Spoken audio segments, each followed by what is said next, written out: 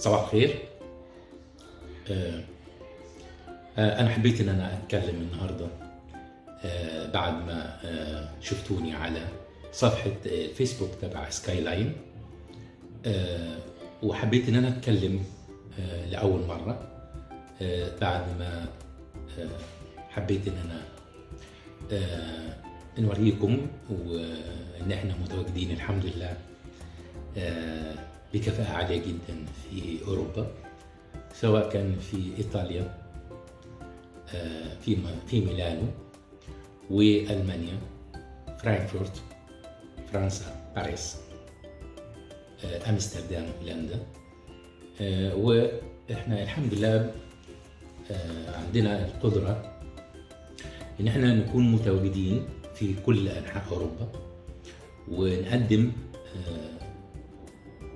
تسهيلاتنا وخدماتنا السياحية لعملائنا من كل أنحاء العالم في كل أنحاء أوروبا. كمان متواجدين بقوة الحمد لله في تركيا، في قطر، وطبعا أكيد مما لا شك في مقرنا الرئيسي في جدة، المملكة العربية السعودية. النهاردة مش هطول عليكم، يعني في أول لقاء مع بعض حبيت أن أتكلم في موضوع مهم جدا حاليا في الفترة الحالية والفترة اللي جاية. العالم كله بيركز على تأشيرة الاتحاد الأوروبي شنغن.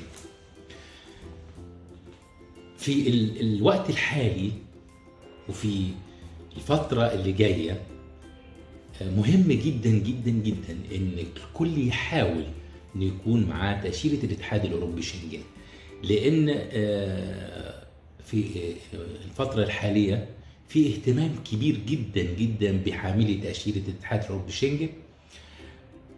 بتفتح لك أبواب العالم كله حقيقي، يعني بتقدر انك تتحرك، بتروح بتسافر من أي مطار إلى أوروبا من غير أي قيود، من غير أي استفسارات. مسافر ليه، رايح فين، أنت راجل معاك أو عميل معاك. تأشيرة الاتحاد الأوروبي شنغن يعني VIP، بيخليك طبعا تتحرك ما بين كل دول أوروبا بحرية تامة، بدون استفسار، بدون أي وقوف ما بين الحدود، لأن أصلا ما فيش حدود بين الدول الأوروبية. كمان في نقطة مهمة جدا جدا لحاملي تأشيرة الاتحاد الأوروبي شنغن، هو القرار المملكة العربية السعودية بامتياز كبير جدا جدا، وكان حلم من زمان لكل الناس في كل أنحاء العالم إن يروحوا المملكة العربية السعودية في أي وقت.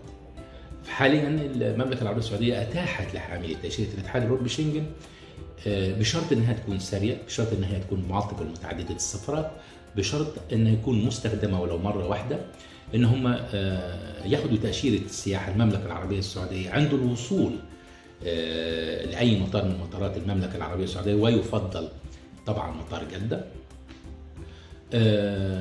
مجرد انك انت بتروح مطار جدة بتدفع 480 ريال بالفيزا قبل ما تدخل على الجوازات في مطار الملك عبد العزيز.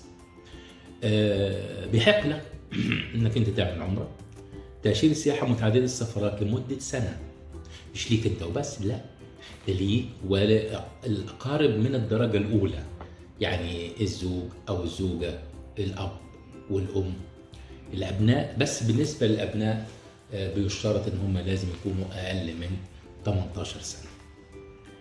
حقيقي في الوقت الحالي مهم جدا مهم جدا مهم جدا يكون معاك تأشيرة الاتحاد الأوروبي شنغن. شكرا، وأتمنى أن أنا أكون فدتكم بمعلومة، حتى لو معلومة بسيطة، ولكن أعتقد أنها معلومة مهمة جدا. وإن شاء الله نشوفكم في فيديوهات تانية قريبا. مع تحيات سكاي لاين. شكرا.